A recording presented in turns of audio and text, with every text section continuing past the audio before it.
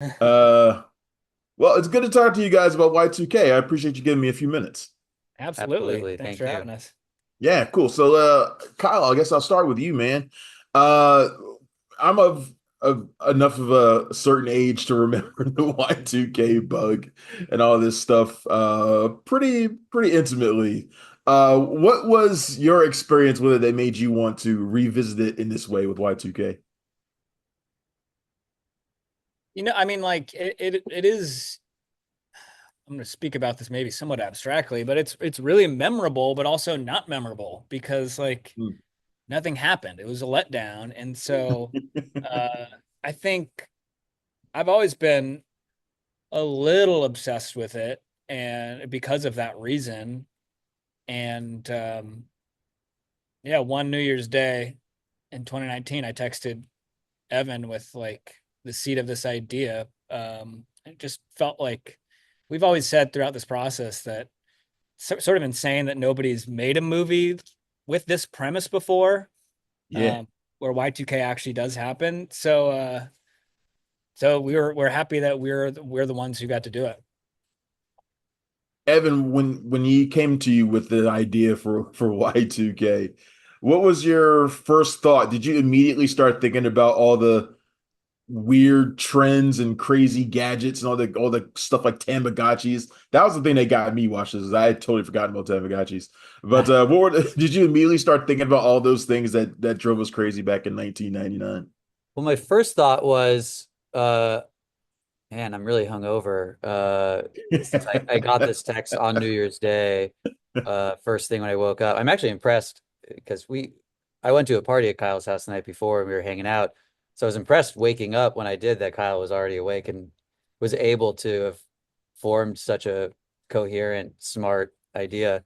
That's But when I get my best ideas. yeah, when you're hungover.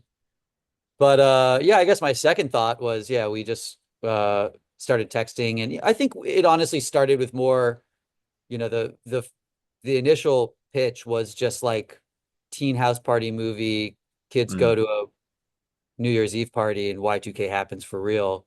And so the first kind of seeds that we started bouncing back and forth were seeds we started bouncing back and forth. That's not a real phrase. You could bounce a seed. Yeah, you can throw a couple seeds. We just started talking and got pretty quickly to the point where it's okay. It's we both love animatronics and uh kind of creatures and suits and that kind of practical style of filmmaking. Mm. It's pretty quickly landed on the basic structure and world of what the movie became. And Yeah, I think also Fred Durst came into the fold really quickly. We knew that we wanted him to be the kind of the guy that joins the crew and at the lowest point and kind of brings them back.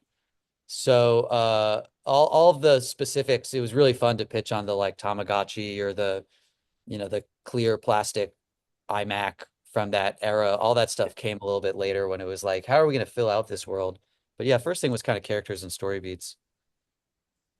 One of the things that I really liked about the film was seeing all of the like different clicks that you guys brought into the movie. And I think that most people who go into it will see something of themselves in one of these characters. For me, it was CJ because I was totally that pretentious underground rap dude back in the 90s. In fact, I probably still am to some degree, probably still that guy. I guess my question for you, Kyle, is what inspired that particular character? Was it somebody that you knew, or was it a little bit of yourself that you threw in there? Where did the idea for that character and all these characters really come from? Yeah, CJ was yeah, definitely I lived that life, and I think Evan did to some degree too. But I was in a hip hop group in high school called Instruments of Intelligence with my friends, and I made beats, I collected records, and I Mm. rapped, and it was all we rapped about was like how we never wanted to be mainstream, essentially. Yeah. Uh, and so Speaking yeah, my so language, man. Speaking my yeah, that was language. such a fun character to come up with and to work on because like yeah, I don't know that I've ever seen like a backpacker, like a hip hop, like a b-boy from like 99 on screen, you know what I mean? Yeah.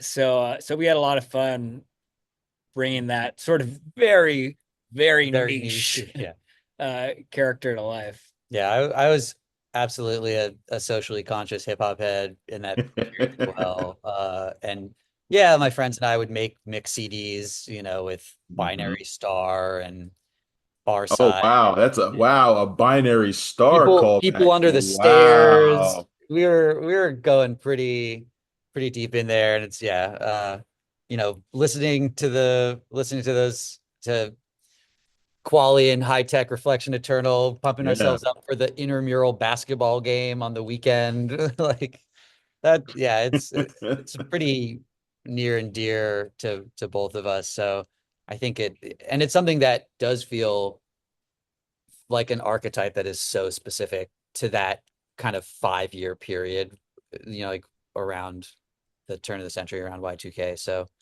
it made sense to us to include a guy like Yeah, that.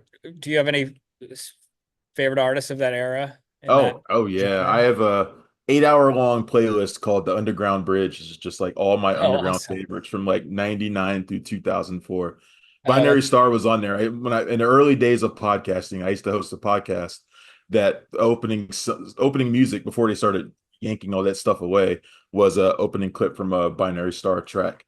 So wow. Hell yeah. but yeah, Diggable Planets, Yeah, October, not the Alcoholics, but guys like Alcoholics.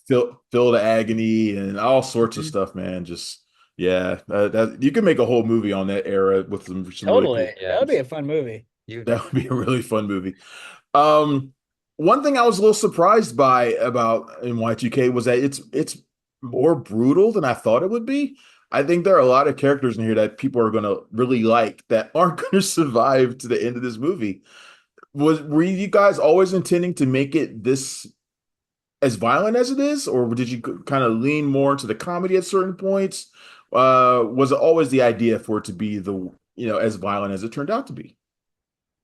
Yeah, Anybody I can. mean, like, I do think that what you see on screen is not that far from our first draft. And Mm, like most of the main moves and concepts in there, um, maintained throughout the process. mm, Uh, yeah, I think like one thing that was really exciting for us was just like being unexpected and taking the audience, like taking a hard turn, and so yeah. that if you know nothing about this movie, you're like, oh shit, something went down that I was fully not expecting.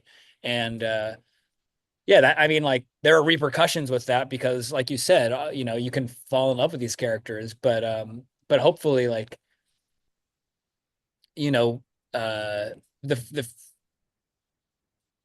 they are still represented, and like kind of the Hmm. significance of these kids going through an event like that or events Yeah. like this, like uh you carry your pals with you forever, and it sort of hopefully keeps the story going in a meaningful way.